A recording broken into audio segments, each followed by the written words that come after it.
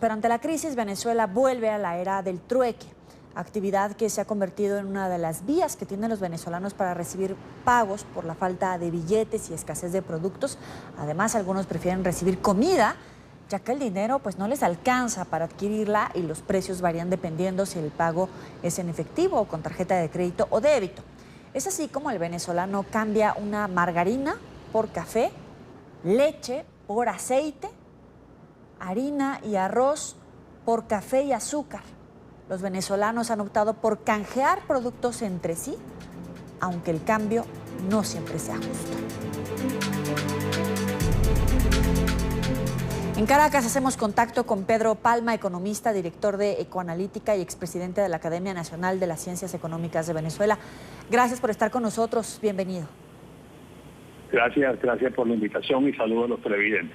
Primero que nada, cambian productos de la canasta básica, es decir, por productos muy necesarios para su alimentación, por otros que también son necesarios en su canasta básica. Sin embargo, parece que es los mínimos por los mínimos. ¿En qué nivel de crisis se está viviendo en este momento en Venezuela cuando tienen que elegir entre esos productos de la canasta básica?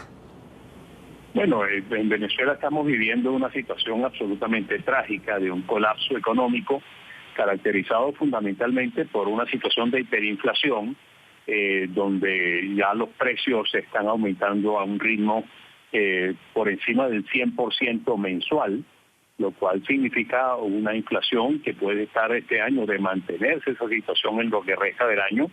Podríamos estar en una inflación anualizada de 150.000, 160.000%.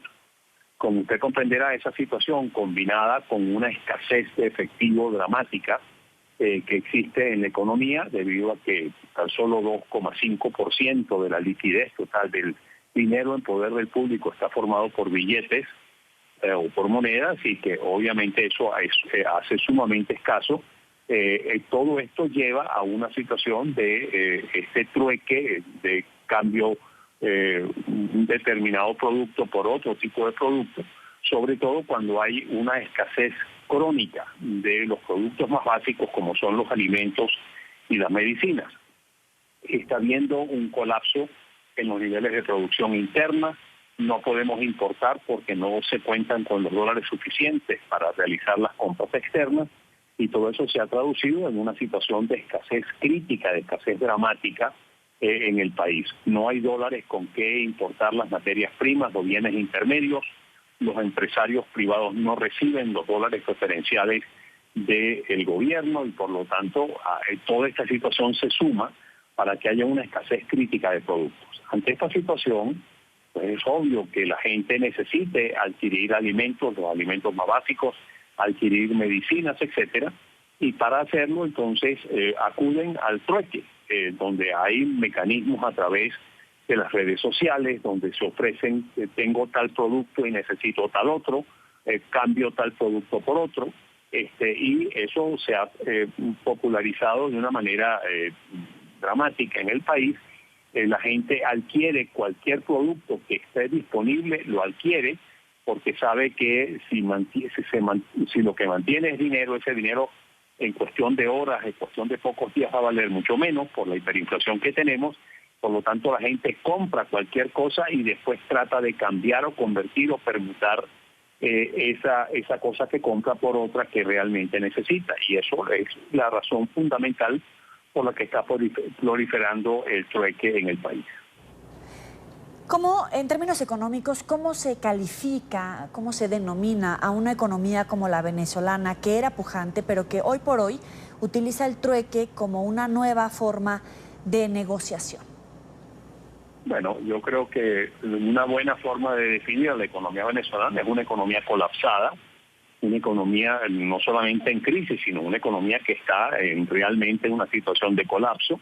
Ya le digo, caracterizada por una hiperinflación que este año puede estar por encima del 150.000%, y por una contracción del producto dramática. Desde el año 2014 hasta el año 2017, el Producto Interno Bruto en Venezuela se ha contraído un 36%, y si este año se contrae, como lo hemos estimado, más o menos entre 15 y 18%, podríamos estar hablando y una inflación acumulada en los últimos 5 años de más del 40%.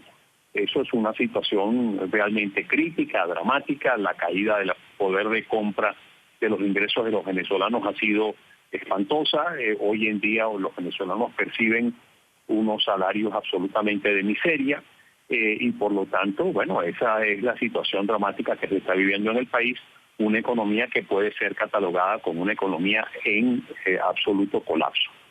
Ahora, si le preguntamos a un niño, él dice que ya no aguanta más porque tiene hambre. Si le preguntamos a los padres, a la familia, dice que ya no aguantan más porque tienen hambre, porque faltan medicamentos, porque faltan doctores, porque faltan maestros. Pero ¿hasta dónde puede tocar fondo el sistema económico de Venezuela? Bueno, es muy difícil decir hasta dónde va a llegar o hasta cuándo va esto a ser realmente crisis. Lo que sí es cierto es que la historia nos enseña que una situación de hiperinflación no se puede mantener en una forma indefinida dentro de una economía. Tarde o temprano llega un momento de quiebre que fuerza a un cambio radical, un giro radical de la economía para simplemente buscar un camino alternativo, para buscar una solución al gravísimo problema que implica una hiperinflación. Esos cambios, digamos, muchas veces llevan simplemente a un cambio de gobierno. El gobierno no se puede mantener y tiene que salir del país salir del poder producto de la presión social que se crea dentro de esa economía. Y en otros casos, el mismo gobierno es quien entonces cambia en una forma radical, da giro de 180 grados y cambia de una forma radical su economía para preservarse en el poder. Esto último es lo que ha sucedido, por ejemplo, en el caso de Vietnam, lo que ha sucedido en el caso de China, donde hubo cambios radicales en la forma del manejo de la actividad económica para preservar el poder político, y en otros casos, como por ejemplo sucedió en la Europa del Este, los cambios fueron con cambios de gobierno, digamos que no se pudieron mantener en el poder simplemente por una situación de insostenibilidad de la realidad económica. Ahora, quiero compartirle esta información. Más recursos chinos para el gobierno venezolano. La administración de Nicolás Maduro anunció que recibirá del Banco de Desarrollo de la Nación Asiática alrededor de $250 millones para invertir en la industria petrolera, sostén de la economía. A través de un comunicado, el Ministerio de Economía y Finanzas informó que espera firmar otros financiamientos para impulsar el bombeo de crudo. Y el ministro Simón Serpa, durante una visita a Beijing, informó que el dinero formaría parte de un crédito especial de $5.000 millones que China acordó con Venezuela, aunque no aclaró si se trata de un nuevo préstamo o forma parte de un acuerdo por el mismo monto que ya fue aprobado hace 3 años. Yo a usted le pregunto, ¿este tipo de inyección económica es un sostén para el régimen de Maduro actualmente o de verdad puede contribuir a salvar la economía venezolana, aunque no se hagan cambios al interior del gobierno? No, yo no creo que ese tipo de va a salvar a la economía o que va a revertir la situación dramática que se está viviendo en el país. Lo que sucedió en el sector petrolero es algo que se veía venir desde hace mucho tiempo. Múltiples técnicos, economistas, expertos petroleros, hemos venido diciendo desde hace años que de mantenerse esta situación de destrucción de PDVSA, esa industria colapsaría, como en realidad está sucediendo. Eso es lo que estamos viviendo en este momento, una contracción sostenida, una caída sostenida de la producción de petróleo. Y todo esto se comenzó en el año 2003 con el despido de más de 18.000 técnicos y gerentes de PDVSA y después con el verdadero saqueo a que fue sometida esa empresa por el gobierno nacional, exigiéndole transferencias de miles de millones de dólares para financiar gasto público, poniendo a esa empresa a financiar todos los programas sociales del gobierno y que no tenían relación ninguna con su actividad medular. Y todo esto pues lo que hizo fue llegar a un momento en que la economía, en que esa empresa colapsó. Un préstamo de 5.000 millones, un préstamo de 250 millones, como usted comprenderá, no va a revertir ese proceso que viene siendo producto de un pésimo manejo de la actividad petrolera en el país, de un verdadero saqueo a que fue sometido PDVSA, y hoy estamos viviendo pues el colapso de esa principal industria nacional. Finalmente, Nicolás Maduro asegura que esta crisis es motivada por una campaña desestabilizadora por parte del gobierno de Estados Unidos.